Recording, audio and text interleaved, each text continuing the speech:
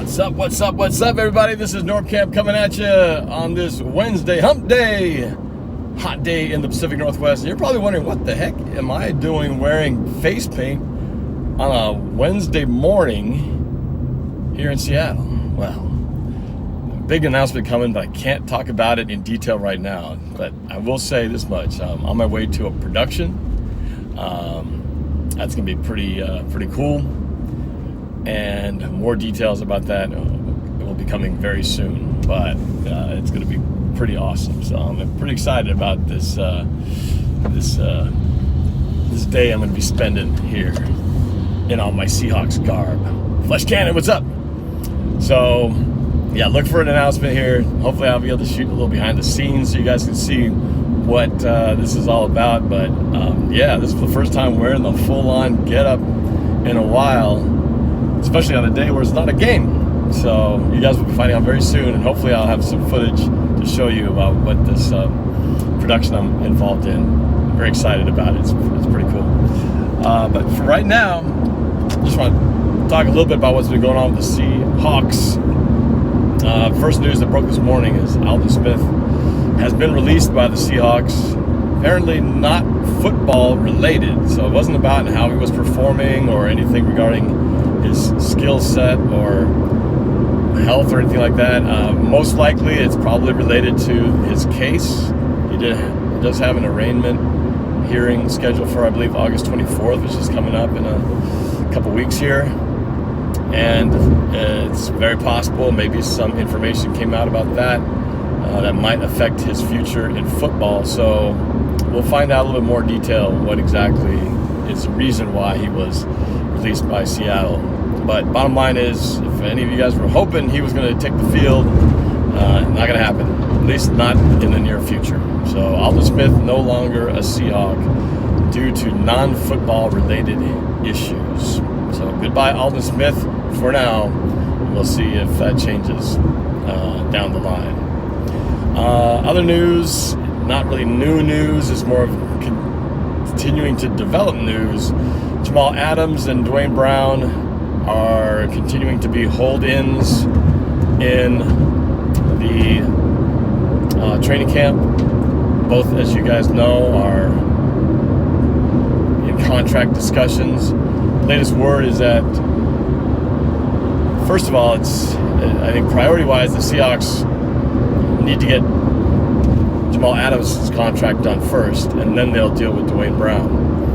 But depending on where you hear the source from, it sounds like Seattle has made an offer to Jamal Adams, but there seems to be some disagreement about some of the specific terms in the contract. And it wasn't mentioned about price, so it's very possible the numbers are there, but perhaps how much they guarantee, how much guaranteed money is in there, how much is it spread over the duration of the contract, or maybe the terms of it. That's the part that they still got to hammer out. So much more still being worked out. Hopefully it'll be sooner rather than later.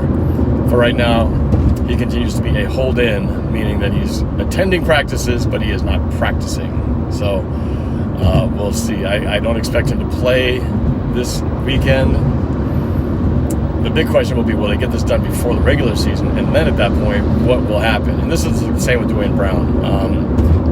Russell Wilson did speak publicly at one of his press conferences the other day, saying that he was vouching strongly, urging the Seahawks to sign Dwayne Brown for numerous reasons, including the fact that he believes he's one of the best linemen the Seattle Seahawks have. And so just that little extra bit of public pressure to try to get a Dwayne Brown deal done. But at this point, it sounds like they haven't even reached out to him. They haven't even talked about a contract, most likely because they're still trying to figure out, until they figure out how much Jamal Adams is going to cost them, they really can't deal with how much they can afford to pay Dwayne Brown and the other contracts that are kind of looming in the end. Because as you know, it's all of these affect the other. So whatever deal Jamal Adams gets is going to affect how much money is left over for everybody else. And clearly Jamal Adams we have much more invested in him, given what they had to give up to get him here last year. And Dwayne Brown, of course, turning 36 this year, probably not in as much of a position of leverage as Jamal Adams is, given what they have at stake. Nonetheless, I still believe Dwayne Brown's a key part of this offensive line, especially with the fact that a lot of the backups right now are hurt.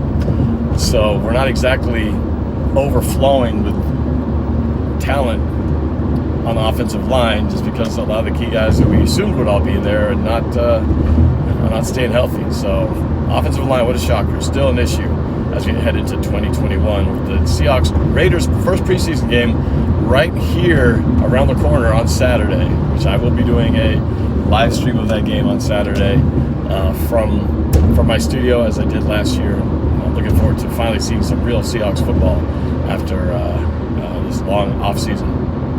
So we'll see here with the situation, the contract situation. You know, Quandre Diggs falls into that as well, since he would be a free agent after this year as well if a deal doesn't get done.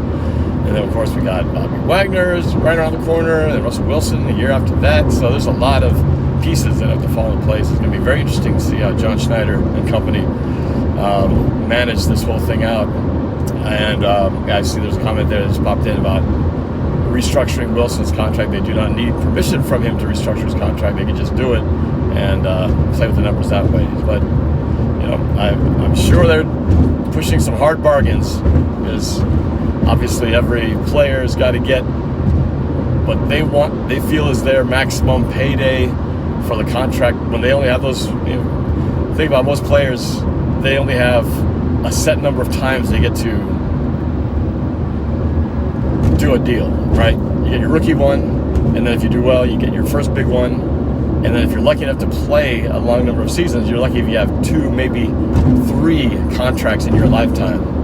And so when those intersections of life come where you get to maximize your earning potential, obviously all parties involved, the agent, and families, and players, they're going to want to try to get max money for that time. So at that moment, because once you do, it's like you're locked in for those 3 years or 4 years or whatever type of deal you get until the next time you can negotiate your contract. So I understand where it's all at. It's a little frustrating, obviously, when us as regular people hear players, you know, complaining about not getting enough money because they got to take care of theirs, they got families to look out for. Of course, we think, well, you're not just looking out for your family, you're talking about money that's going to take care of your family and your family's family and your family's family down the line, and multi-generations to come at the wealth that we're talking about. But nonetheless, it's just relatively speaking, but we would all do the same thing, right? If we were all in the same boat, with a chance to try to get the maximum payout as you could when that time came. So, you know, just kind of how it is. So that's why I always laugh whenever players, even Jamal Adams last year, talking about all in his press conference, saying how excited he is to be here. He loves the people, loves the organization, and, you know, couldn't think of playing any other place.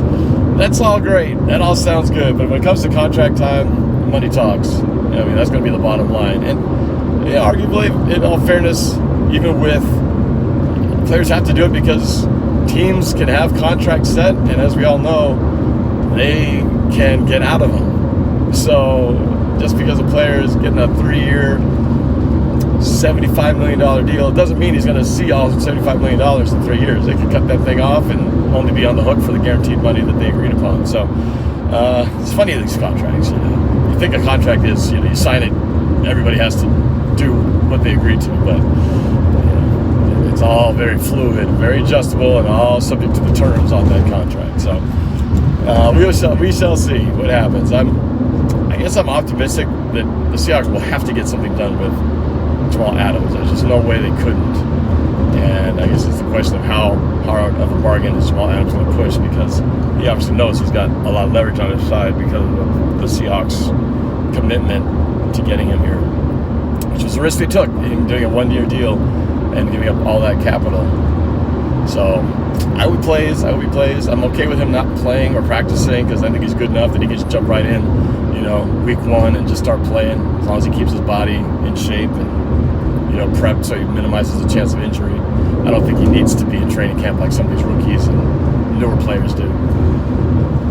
And the Dwayne Brown situation, you know, of course I want all these guys to get their deals done, but as we all know, not everybody can get paid. There's only so much money to go around, and unless, you know, somebody were to say, oh, hey, I'll just give him some of my money so we can hire this guy, who's going to really do that, right? I mean, would you ever at your job go, you know what, I really like Fred over here, and he's not very happy with the salary that you guys offer him. So, you know what, I'm just going to give 10% of mine to have Fred play, be part of the workforce. Yeah, I don't think many people are going to be doing that. But I guess it is different because, for example, Russell Wilson, he needs these guys to protect him. So he's, giving up something to try to get his own life protected. Yeah, it's a little different. Nobody in the office is worried about someone, 250-pound person running to try to take their head off. So yeah, it's funny. It's a funny game. Hard to compare our normal lives to players' lives. Totally different situations. Anyway, I'm here heading north on I-5, south of Seattle. To my left is Boeing Field, and it is beautiful outside. And it's going to be one of the hotter days again, with tomorrow being even hotter. I think it's going to get close to a high 90s, almost 100 degrees by tomorrow. Today will be 98, 99, something like that. And so it'll be interesting to see this production, how much we're going to be out there sweating with this makeup on. Should be interesting. Might be doing a lot of touch-ups. But it's gorgeous. It is gorgeous. I don't really care for weather that goes above. I'm happy sticking at about 80 and calling it good there. 90 is just too much. Getting at 100, man, that's just not humanly comfortable. No thank you. So it's pretty cool right now. It's only about, I don't know, high 70s probably at the moment, but it's heating up quick. And here comes the beautiful downtown traffic as I'm approaching the West Seattle Bridge just south of Seattle itself. But it's all good. I'll be approaching CenturyLink Field here in about next 2 or 3 miles. It's going to be on the left-hand side. I'm actually, you might have noticed, maybe not noticed, this is not driving my usual NorbCam van. I'm actually driving Sophie's new car. It's not new, actually. It's an 02 Civic. But we just got some new tires, some new rims for it, just spruce it up a little bit. So that's the first part. Second part is just got to update the audio system in this thing. This has got one of those old 90s style detachable face car stereos. I want to get one of those Apple CarPlays with the backup camera, just for safety's sake, Plus I know how Sophie likes her tunes.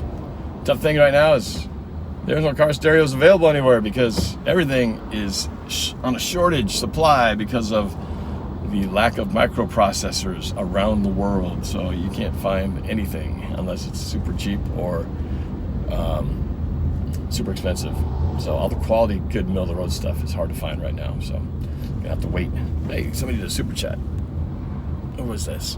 Carl Nerney screenshotted a Bob Condota tweet. Hawks are in talks with no for Dwayne Brown. For Michael Thomas will send proof. Whoa, what? With no talk so far. Dwayne Brown for Michael Thomas. Wow. Interesting. I wouldn't normally think that that's a position that we need because I feel like we got a pretty good receiving route. Although Michael Thomas, pretty good. Pretty intriguing move there. Huh. Thank you for the update. We'll find out. Put a security system on that Honda. There's a security system in here. It's funny, the previous owner has a very high-tech security system that they passed along, let me keep for free. You guys remember this? The club. I had one of these back in the early 90s. This was your way of preventing people from, even if they broke into your car, from driving off with it. If you don't remember the club is basically this gadget that basically is like a big bar that goes across your steering wheel that you lock on there. And the idea being that if somebody did break into your car, anti-theft system or not, they couldn't drive it because the club would prevent the wheel from being able to be turned all the way. So the wheel would be sort of locked in a certain position. I think if a thief is determined to get your vehicle, pretty much there is no system in place that will stop them if they really want it. I mean, this thing could be hacksawed off if they really wanted to. They can, and who just listens to car alarms anyway? Everybody just hears one and go, who left their car alarm? No one even actually thinks, that person's car might be stolen. we better go run and check it out. That's what's funny to me. How many times have you heard a car alarm go off and actually was worried that the car was being stolen? You're just more annoyed. And even if you saw somebody at their car, you would just think that's the dumb owner who forgot to turn off his car alarm. So, I don't know. Does it ever work? I have no idea. There's beautiful downtown Seattle. Let me see if I can flip the view here. Look at that. Beautiful downtown Seattle. It's kind of a distant view. Can't really see it right now.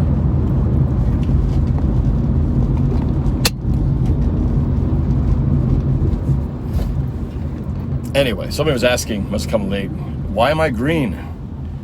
I can't tell you the details, but I'm on my way to a production that's happening all day today.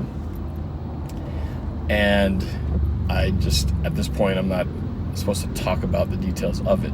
But hopefully they will allow me to shoot some behind the scenes of what we're doing. And once I get the okay that I can post any of that stuff, I'll definitely do so. But yeah, it's going to be taking place all day and late into the night, into the dark hours. So I am in full NorbCam game day getup for this. So it's not for my channel. It's not my production. I'm being hired for this production. So pretty thrilled to see how this is all going to go. But yeah, I'm on my way to location number 1, and then we'll be heading to location number 2. Hint, hint, hint. It's a big building just to my left that I'm about to pass. So, woo, there goes the traffic. Always traffic here. Traffic's bad everywhere, but I don't know. Seattle just seems like it's always bad. Doesn't matter what time of day. The thing about Seattle, if you're not from here, unlike some places like LA and stuff, you got all this land and just a million different freeways going all different ways. You can always take different routes. When you're trying to go northbound in Seattle, you got Lake Washington smack in the middle of the area. So you've got 2 freeway options. You can go 405 north around the right side of the lake, or you can go I-5 around the left side of the lake. And those are really your only 2 options. So if either or both of those get jammed up, there's not a whole lot of ways around it if you need to get up to the north. In my case, I come from Renton, which is south of the lake, and going to Seattle, really this is the only way you can get up to where I'm going.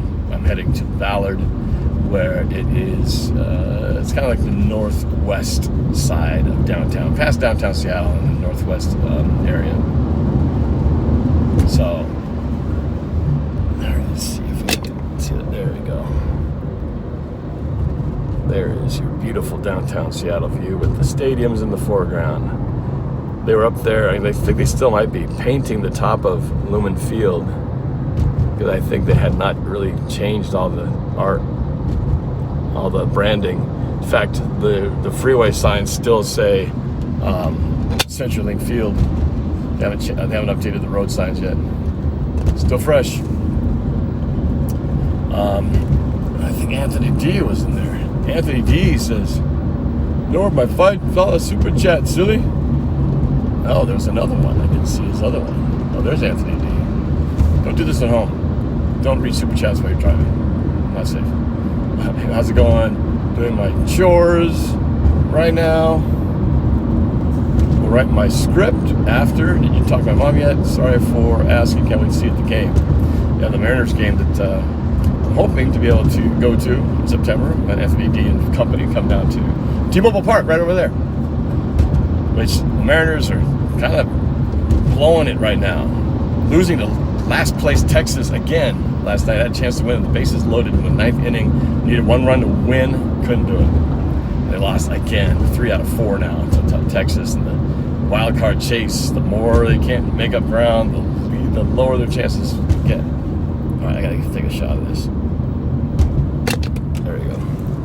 T-Mobile Park and CenturyLink Field right over there. There it is. Look at that view. What a beautiful city.